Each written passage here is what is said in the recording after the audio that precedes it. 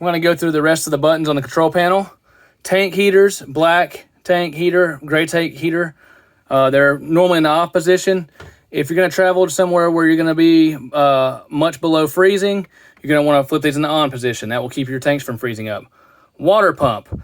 This is used whenever you want, you're not hooked to campground water and you want to be able to run the sink or the toilet, things of that nature.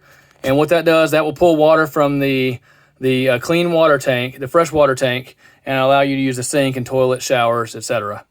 You can, and it has a pressure switch, so when it builds pressure, it's okay to just leave it on. So, for instance, if you're going down the road on a trip and you want to be able to use the water just like you would any other time, you can leave this on. Whenever you hook up to a campground water, that's when you cut it off. Okay, water heater. Okay, this right here on the left side, it has two elements. It has a gas element, and it also has an electric element.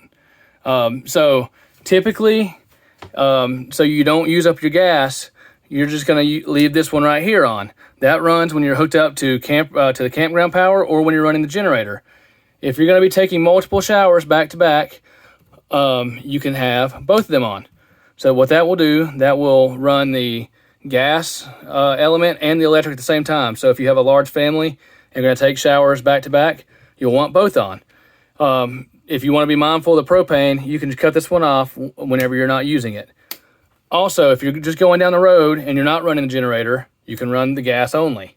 So these can be used in any combination of. The 110 volt only works when you're in the campground hooked to power or whenever the generator is on. These buttons above here, the battery tells how full the battery is. Fresh water tells how much fresh water is in the tank. Black tells how much black is in the tank. And gray tells how much gray is in the tank.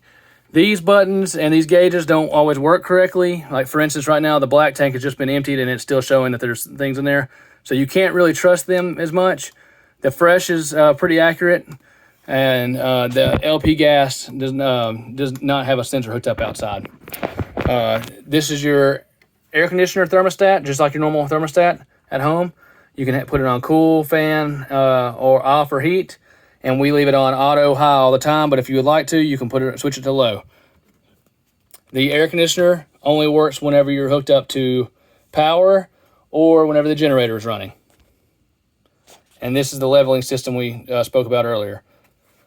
This right here is a remote system. We typically don't use this, so I'm not going to go into that.